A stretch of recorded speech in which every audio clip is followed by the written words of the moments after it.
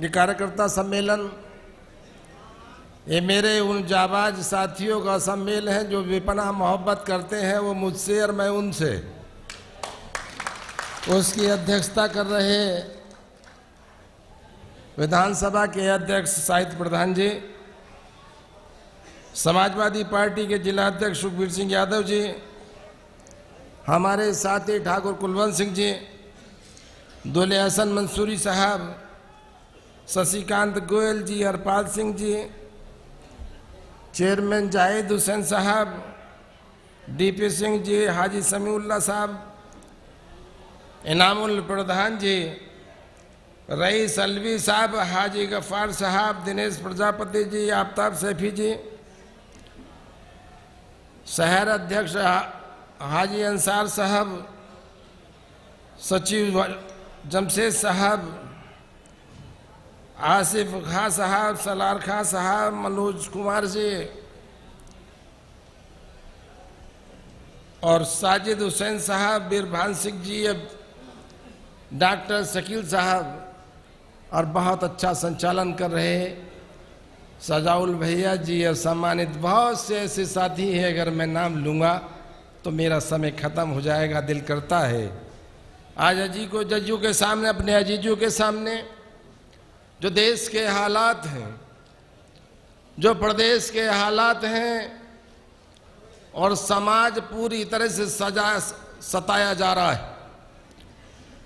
चौतरफा अत्याचार हो रहे हैं, समाज के हर तबके का व्यक्ति आज लाचार और मजबूर बनकर रह गया है और मुझे कह देने में कोई संकोच नहीं, आज सरकार नहीं, अघोषित इमरजेंसी है। ऐसे वक्त में ये कार्यकर्ता सम्मेलन अपने साथियों को इकट्ठा करके अपनी बात करने का मौका मिला। ऐसा वक्त जब करीब है, वो वक्त जो चुनाव का वक्त है, ऐसे वक्त में बहुत से नेताओं को आपने सुना है, मैंने भी बहुत गंभीरता से बहुत से नेताओं को बैठकर अल्फाज पर गौर किया। आज लगता है हर आदमी लाचार बनकर रह गया। हिंदुस्तान के अंदर इमरजेंसी हमें भी याद है, वो दिन हमें भी याद है और हमने देखा था किस तरह से समाज सताया जा रहा था और तकलीफें देखी थी। लेकिन आज अगर कहीं उस इमरजेंसी के ऊपर भी कोई इमरजेंसी है तो आज हिंदुस्तान के अंदर आज अपनी आंखों से देखा जा सकता है। हिंदुस्तान का राजा हिंदुस्तान की कुर्सी पर बैठने के बाद बड़े बड़े निर्णय लेता है और ऐसे निर्णय जो हो सकता है आवाम को तकलीफें पहुंचाने वाले, जैसे नेताओं ने कहा कि नोटबंदी, क्या मकसद था नोटबंदी का? उन लाशों को कौन जवाब, उन माओं को कौन जवाब देगा, उन पिताओं को कौन जवाब देगा जो लाइन में मर गए, संघर्ष में मर गए? क्या इस हिंदुस्तान के अवाम का वो बायोडेटा उनके पास है या ऐसा कोई आंकड़ा उनके पास है? जिस तरह से जो मेहनत और मजदूरी करने वाले व्यक्तियों को तो लाइनों में लगाया गया, कहा गया था कि हाँ ये काला धन वापस, काला धन तिजोरियों में आ जाएगा, सरकारी खजाने में आ जाएगा। आज 99% से अधिक पैसा बैंकों में जमा हो गया, तो कहां चला गया काला धन? काला धन नहीं होया करता था, उनके मन काले थे जिन्होंने आज हिंदुस्तान पर ये नोटबंदी लगाकर कहीं ना कहीं हिंदुस्तान के अवाम को धोखा दिया। आज लाचार और मजबूर व्यापारी बनकर बैठा, जीएसटी के नाम पर हर आदमी अपनी फाइल लिए घूम रहा है और फाइल में अंदर क्या है, कारोबार बेचारा कितना करता है, छोटा सा कारोबार करने के बाद अपना बस्ता दाबे और कहीं ना कहीं गलियों में घूम रहा है कि कैसे इसको भरा जाएगा और कैसे इसका जवाब देगा और कैसे वकील साहब कहाँ मिलेंगे और वकील साहब मेरा नंबर कब आएगा। इसलिए आज जीएसटी को लेकर कहीं कहीं सीए के पास, अपने और वकीलों के पास चक्कर काटना पड़ रहा है। ये कैसा हिंदुस्तान है, ये कैसी सरकार है जो हर तरह से, जिस सरकार के आका ने, देश के राजा ने कहा था कि मुझ पर कुछ नहीं, मैं तो फकीर आदमी हूं, अपना झोला उठाऊंगा और देश छोड़ जाऊंगा। देश की कुर्सी पर तो आप बने रहे, लेकिन वो झोला दे दिया आपने ललित मोदी को, रीवा मोदी को, चौकसी को, कि लो झोले में नोट भरो और हिंदुस्तान से भाग जाओ। ऐसा कैसा झोला?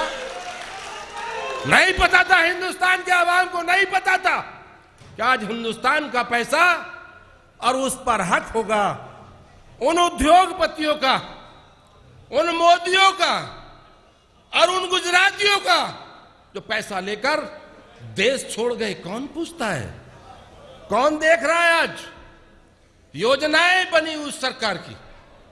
आज सरकार लगातार 5 साल चलने के बाद में योजनाएं बनी। क्या थी योजनाएं? आप बहुत से जानते हैं। स्वच्छ भारत, गंगा पवित्र, सफाई, digital India, make in India. कौन से ऐसे लोग हैं जो इन चीजों को समझते हैं? या कौन सा हिंदुस्तान का बजट है जो इन चीजों में इस्तेमाल होगा? लेकिन ऐलान किया कि हम उज्ज्वला योजना एक लाए, उज्ज्वला योजना।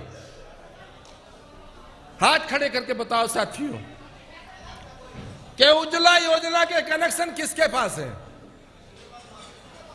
जिसके पास हो जरा हाथ करके बताओ। तुम्हें कसम है ये भी बताओ कि आज तक उसका इस्तेमाल किया है क्या? सिलेंडर तो लोगों को मिले, लेकिन 80% सिलेंडर उनके घरों पर रखे कि उसे भरवाने का पैसा उन गरीबों के पास नहीं है। नहीं है उनके पास, उन गरीबों के पास सिलेंडर भरवाने का पैसा। वो लकड़ी इकट्ठा करता है, ईंधन इकट्ठा करने के बाद अपना चूल्हा जलाता है और अपनी रोटी पकाता है, अपना पेट भरता है। और वो सिलेंडर आज भी इसी तरह से रखे हैं। ये है सरकारी योजनाएं। लेकिन मैं कहना चाहता हूं, आज उत्तर प्रदेश की सरकार देश की सरकार पर बात कर ले तो आप कहेंगे मंत्री जी बहुत समय लग गया। लेकिन अब उत्तर प्रदेश की सरकार पर बात कर ले, अभी नेताओं ने कहा गड्ढा 83,000 किलोमीटर रोड उत्तर प्रदेश के अंदर हैं। 83,000 किलोमीटर। इस सरकार के लगातार बयान आए कि हम गड्ढा मुक्त कर देंगे, लेकिन हिंदुस्तान के इतिहास में आजादी के बाद आज तक मैंने इतने गड्ढे कभी नहीं देखे। कोई रोड ऐसी नहीं है जिसमें गड्ढे ना हो। कोई रोड ऐसी नहीं है जिसमें गड्ढे ना हो। चौतरफा जिधर को देखो गड्ढे, शहर में गड्ढे, देहात में गड्ढे, हाईवे पर गड्ढे, चारों तरफ गड्ढे। अरे सरकार ने कर दिया हर आदमी के जिस्म में, उसकी खोपड़ी में गड्ढा कर दिया है कि किसी की कीमत पर हम तुम्हें ऐसे ही गुमराह करते रहेंगे, इसी तरह से गुमराह करते रहेंगे, लेकिन खजाना तुम्हें नहीं देंगे। क्या कोई विकास की बात हुई है? कोई एक आदमी बताए कोई विकास की योजनाएं आई हो? इस सरकार के माध्यम से कहा गया था हम 2 करोड़ प्रति वर्ष नौकरी देंगे नौजवानों को। मैं कहता हूं इस सरकार का, हिंदुस्तान की सरकार का एक व्यक्ति एक एफिडेविट के साथ हिंदुस्तान के आवाम के सामने श्वेत पत्र जारी करे। कितने लोगों को नौकरी दे दिया? अगर 10 लोगों के नाम उन्होंने दे दिए तो मैं राजनीतिक जीवन से संन्यास ले लूंगा। आज तक 5 साल में 10 व्यक्तियों को आज तक नौकरी नहीं मिली। कहा गया था कि हम 2 करोड़ नौजवानों को प्रति वर्ष नौकरी देंगे। नौजवान अगर संघर्ष करता है उस पर लाठियां फिरती।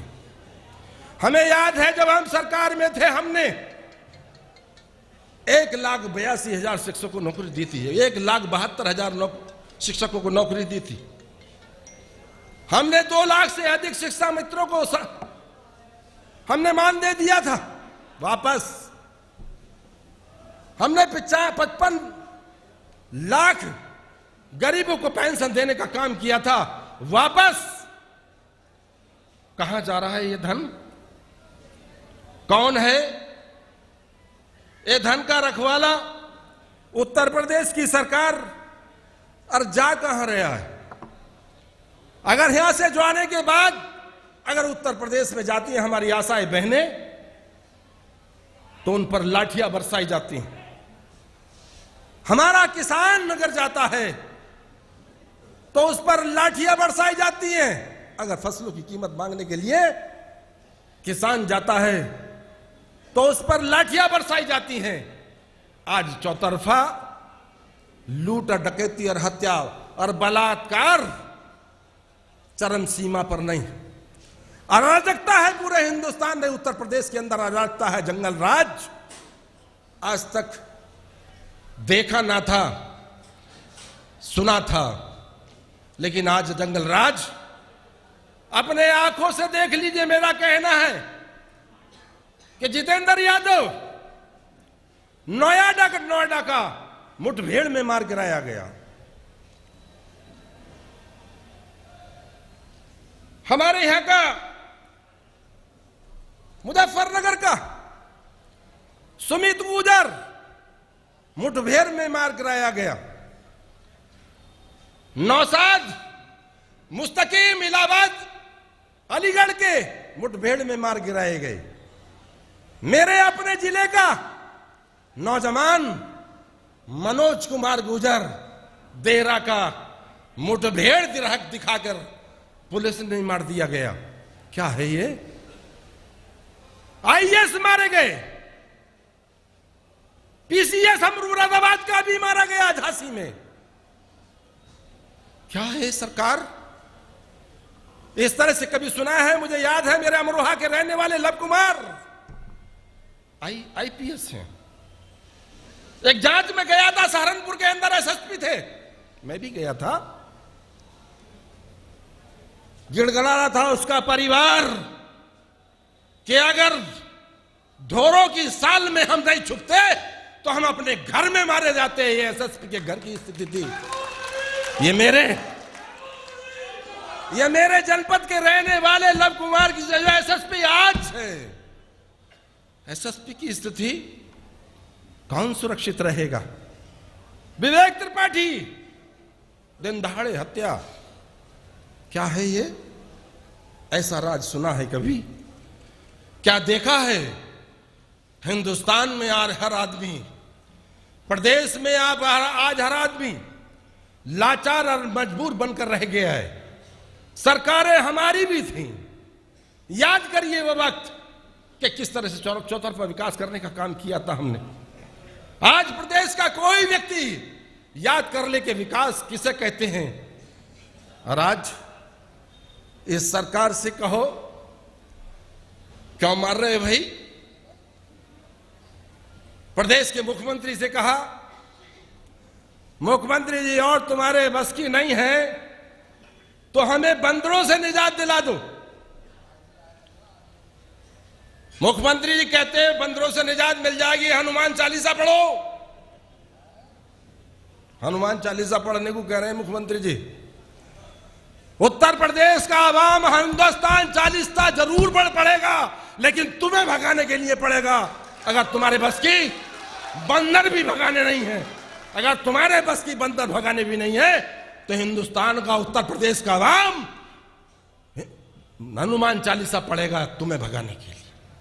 हमारी सरकार थी, हमें याद ऐसी योजनाएं, एक्सप्रेसवे 26 महीने के अंदर हिंदुस्तान ने दुनिया के अंदर इतने कम समय में सबसे बड़ी रोड बनाने का गौरव हासिल है हमें। शिल्पग्राम जेपी बहुत बड़ा एक अंपायर हमने खड़ा किया है। बहुत ऐसी योजनाएं हैं कि हमने उस पर काम करने की कोशिश की, लेकिन आज बड़ी, इससे भी बड़ी एक योजनाएं लगातार ये अब हमारी योजनाओं पर पत्थर गाड़ रहे। पत्थर गाड़ने का काम बनाया हमने, पत्थर ठोक दिया इन्होंने। हमारा कहना है कि एक पत्थर और लगाएं, हिंदुस्तान में सबसे अच्छा, देश में सबसे अच्छा, और प्रदेश में आज तक नहीं बना। हमने कैंसर इंस्टीट्यूट बनाया था लखनऊ में, आज तक उसका उद्घाटन नहीं कर पाए रहे। उसका खुदा के बंदो, उसका उद्घाटन कर दो तो हिंदुस्तान का ना जाने कौन सा गरीब, जिसकी जान जा सकती है उसकी जान चली गई, वो अब तक बच सकता था। आज पत्थर लगाना है तो उस पर भी अपना लगाओ, लेकिन उसे चालू कर दो, हमारा इतना कहना है। आज कितने विकास की हमने योजनाएं हमने चलाई जब हम सरकार में थे, याद कर लीजिए कि हमने बड़े पैमाने पर गरीबों को राहत देने का काम किया। जो लाचार है, मजबूर है, उन्हें ऊपर उभारने का काम सरकार के माध्यम से किया गया। लेकिन वो सारी योजनाएं इस सरकार के माध्यम से खत्म हो गई। बहुत से लोग, इसलिए साथियों, बहुत से लोग कहते हैं कि अमरोहा में कम काम हुआ है। अमरोहा में मेरे ख्याल से कम काम हुआ है। आज मुझे कह देने में कोई संकोच नहीं, अगर हिंदुस्तान के इतिहास में पहली बार अमरोहा देहात के लोग बैठे हैं, पहले वहां से मैं शुरू करता हूं। आपने पेरिस नहीं देखा, नहीं गए आप पेरिस, लेकिन आप हिंदुस्तान में आप रहे, आपके घर वाले रहे, आपके बड़े बूढ़े रहे। आप बताइए अपने गांव में आज तक जिस तरह के विकास और अच्छी रोडों को बनाने का काम हमने किया है कि ऐसा देखा है? बताओ हाथ उठाकर कि देहात का हर गांव पेरिस से अच्छा करने की कोशिश हमने की है। शिक्षा का क्षेत्र हो, ITI कॉलेज, राजकीय college, polytechnic college, 6 sub station विद्युत के, 150 ट्रांसफार्मर, आज बिजली शहर में है। यह व्यवस्था करने की कोशिश की है। पहले क्या होता था, यहां बिजली आ रही, वहां की गायब, वहां का लोड वहां की उतार दिया। आज पूरे शहर में बिजली आती। क्यों आती है? कि उस लोड को कम किया हमने, बड़े ट्रांसफार्मर लगाए हमने, दूसरा गजस्थल में इस पावर हाउस का गुलरिया वाले का हमने लोड बढ़ाया, पावर बढ़ाई इसकी। ये व्यवस्थाएं करने का काम। बहुत से लोग कहते हैं कि हां, कि काम ये नहीं हुआ और होना चाहिए था। किसने बढ़ाए बड़े पुल, अतरासी पुल, ओवरब्रिज किसने बनाए?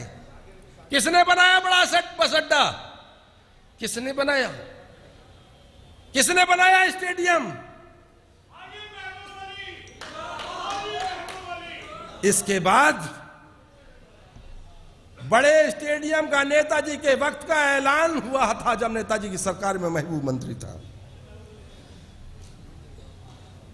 उस स्टेडियम के लिए जगह की, स्टेडियम हो नौजवानों को क्रीड़ा के लिए, हमने लगातार अपने क्षेत्र में प्रयास किया है। आज हमें तकलीफ होती है।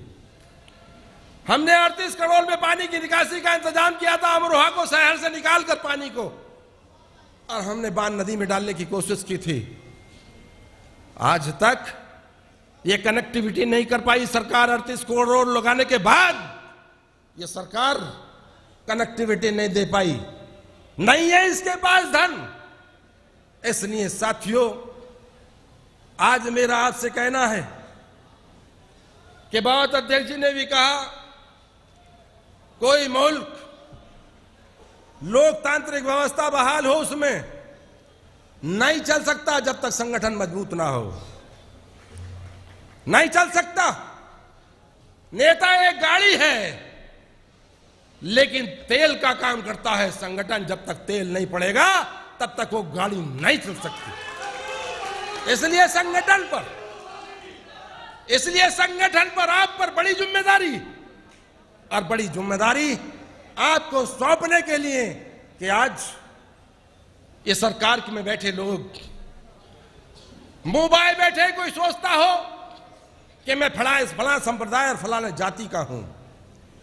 याद कर लेना, कोई भी जाति हो, कोई भी संप्रदाय हो, अगर कहीं गलती की आपने, इस बार अगर भूल हुई, वो किसी भी समाज का व्यक्ति क्यों ना हो, अगर पार्लियामेंट में भूल हुई तो ये आपका आखिरी वोट होगा। वो किसी भी समाज का व्यक्ति क्यों ना हो, आखिरी वोट होगा। लोकतंत्र खत्म हो जाएगा। और पूरी तरह से जैसे आज लोकतंत्र के आधार पर हिटलरशाही चल रही है, वो हिटलरशाही काबिज हो जाएगी और आपका अधिकार खत्म, अपना करने का, अपनी मनमानी करने का अधिकार शुरू। हम कहते हैं, ऐलान करते हैं यहां से कि आज किसी को नहीं, हम बार बार कहा, समाजवादी पार्टी के लोगों ने भी कहा है कि जब भी चुनाव का वक्त आता है, मंदिर मस्जिद का सामने एक जिन के रूप में सामने नजर आने लगता है। हमारा मकसद है, हम समाजवादी पार्टी के लोग चाहते हैं अमन, शांति और भाईचारा और मोहब्बत के साथ साथ, लोकतांत्रिक व्यवस्था के साथ साथ, विधि व्यवस्था के साथ साथ, जो भी व्यवस्था सरकार की सुप्रीम कोर्ट के माध्यम से हो, वो सब जानते हैं, वो भी जानते हैं जो वाद आज तक कोर्ट में लंबित है। लेकिन जब जब चुनाव आता है, वो जिन निकलकर ऊपर आ जाता है, अब फिर निकलेगा वो जिन, चुनाव करीब आने वाला हो फिर निकलेगा। आपको उस जिन से होशियार रहना है, आपको उस जिन से होशियार रहना है। और साथियों, बड़ी जिम्मेदारी है आप पर, संगठन के लोगों, कि आपको जगाने का काम करना, अपने पड़ोसी को बताने का काम करना है कि सरकार आज क्या कर रही है, ये उसे एहसास कराने का काम करना है। जैसे कहा कि वोट बनेंगे इस महीने में, मैंने कहा ये वोट अनमोल है, हमेशा कहा सोने चांदी से महंगा वोट है, आपके घर में रखी हर चीज से महंगा वोट है। इस वोट का इस्तेमाल करें एक सिंधी की तरह कि आजा तू भी ले जा, मंदिर के प्रसाद की तरह, मजार की सिंधी की तरह अगर इसका इस्तेमाल करोगे तो इतिहास पुराना गवाह है, आपके सामने सरकार आज बैठी है, आपके पास प्रदेश में भी, आपके पास बैठी है देश में भी। लोग सोच रहे होंगे आपने, तुम्हें तो हमने जिताया, ऐसा नहीं है। पूरे प्रदेश में कहीं ना कहीं कमियां रही, सरकार नहीं बनती है। यहां अगर बात यहां की कर ली जाए, एक बात बताओ साथियों, वोट दिया जाता है, लोग कमाए खाएं, सीना तान कर चले, सर उठाकर चले, अपने बच्चों में लगाए, कहीं वो लुट ना जाए, विकास हो। लेकिन जिस पर पूरी तरह से पैदाइशी लाइसेंस था दलाली का,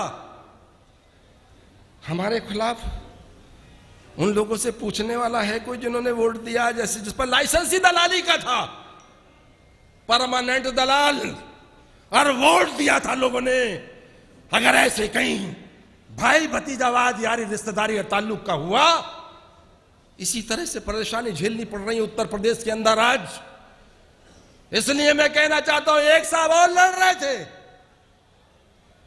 उनसे अब किसी साहब ने कहा भाई तुम क्यों लड़े चुनाव, तुम बताओ।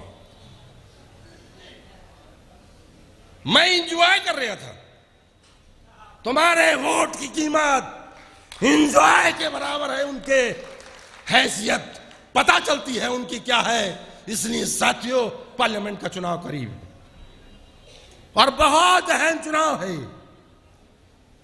बात अगर मेरी कर ली जाए तो मैं आपके सामने कह रहा हूं, मिनिस्टर था, कई विभागों का कई बार रह लिया, कोई लालसा नहीं है मेरी। अगर बात अपने सम्मान की कर ली जाए तो आज जो मेरा सम्मान है वो मिनिस्ट्री के वक्त से 10 गुना है, लेकिन दिल रोता। मिनिस्ट्री से 10 गुना है सम्मान जो आज मेरा है, अगर व्यक्तिगत सम्मान की बात कर ली जाए। लेकिन तुम्हारा सम्मान नहीं होगा तो लानत महबूब के सम्मान पर। मैंने कभी जीवन में नहीं देखा, मैं कभी शहंशाह नहीं बना। मेरा वक्त मिनिस्ट्री का हो, एमएलए का हो, वक्त कोई भी हो, हमेशा एक सा गुजरा है। आज परवेज आपके सामने भाषण दे रहे, ये हम जानते हैं, जब हम सामने बैठते हैं हमें बहुत पता चलता है कि बहुत अच्छा भाषण दे लेती हैं।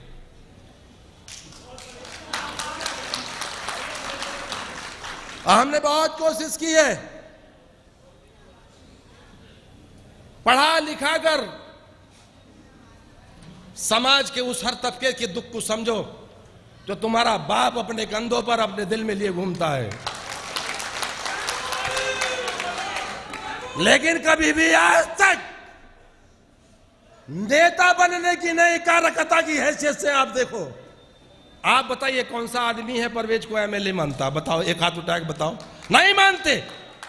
एक कार्यकर्ता की हैसियत से हमने लगातार कोशिश की है कि कार्यकर्ता की हैसियत से बनो और आवाम के दुख और दर्द को देखो करीब से।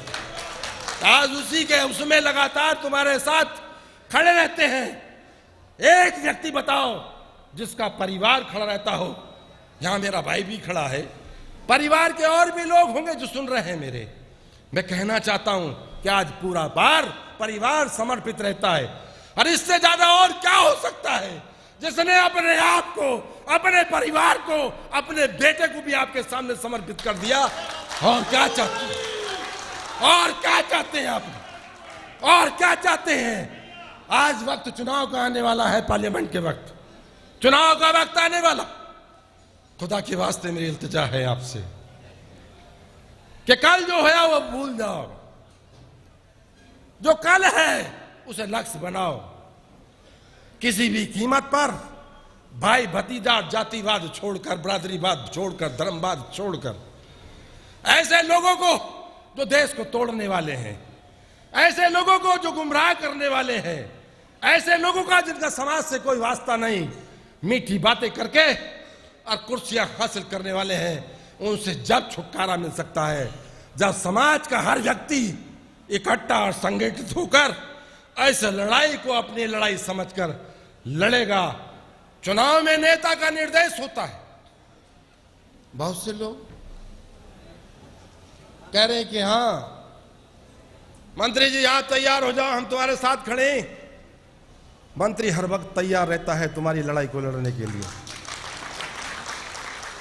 लेकिन अगर बात पार्लियामेंट की लड़ाई की कर ली जाए तो नेता का निर्देश होगा। नेता का नाम है मुलायम सिंह यादव और अखिलेश यादव। उनका निर्देश होगा। निशान क्या होगा? गठबंधन हुआ तो निशान भी वही बताएंगे। मैं अपने आप को अपने साथियों के साथ, मैं अपने आप को वादा करता हूं और आज ऐलान करता हूं कि अपने आप को आप साथियों के साथ, अपने साथियों के साथ जितनी ताकत से मैं खुद अपना लड़ाई नहीं लड़ता, उससे दुगनी ताकत के साथ उस लड़ाई को, इन फासिस्टवादियों को, देश के तोड़ने वालों को, सांप्रदायिक उन्माद फैलाने वालों को यहां से अगर भगाने की बात होगी, इन्हें भगाने के लिए हर संघर्ष के लिए कार्यकर्ता बनकर आपके साथ कंधे से कंधा मिलाकर उस लड़ाई को लड़ूंगा। जो नेता का निशान नेता बताएगा, इस निशान पर मोहर लगाएंगे। इन्हें भगाने के लिए उस निशान वो भी मंजूर, आपका हर आदेश मंजूर। हम सारे ऐलान कहते हैं आज, क्योंकि बहुत टाइम हो गया, लगभग 40 मिनट मुझे बोलते हो गए। दिल करता है बहुत लंबी बात आपके सामने कर लूं, लेकिन साथियों मेरा कहना है, ज्यादातर लोग किसान हैं, इन लोगों से बदला लेने का वक्त है। अगर किसान देश के मुख्यमंत्री पर जाते हैं कि हमारा भुगतान दो, तो शर्म के मारे सर झुक जाता है। जब प्रदेश का मुख्यमंत्री कहता है तुमने गन्ना बोया क्यों था, इससे डायबिटीज हो जाती है, हमें भुगतान तो क्या दोगे, जलील करते हो हमें। इसलिए साथियों इस जलालत का बदला भी हमें लेना है। मैं कहना चाहता हूं कि आज हमारा जैसे इन्होंने इंतजाम किया है, कोई भी आदमी, यकीनन आप मुझसे मोहब्बत करते हो, परवेज ने कहा, लेकिन परवेज का बाप भी कह रहा है कि आपको बिना खाना खाए नहीं जाना पड़ेगा। समाजवादी पार्टी जिंदाबाद, हिंदुस्तान जिंदाबाद। साथियों, मंत्री जी ने हमारे अंदर संचार पैदा किया, हमें जोश दिलाया। कार्यकर्ता माननीय मंत्री जी का मंत्री जी ने जो हमारे अंदर संचार पैदा किया, हमारे जोश को उभारा, हमारा मार्गदर्शन किया, मैं माननीय मंत्री जी का सभी साथी स्वागत करना चाहते हैं। देखिए, मैं शाहिद प्रधान जो हमारे अध्यक्ष हैं, आज के विधानसभा अध्यक्ष और आज की जनसभा के अध्यक्ष, मैं उनकी ओर से कहाँ है? आओ भाई प्रधान जी, सबका शुक्रिया अदा करो।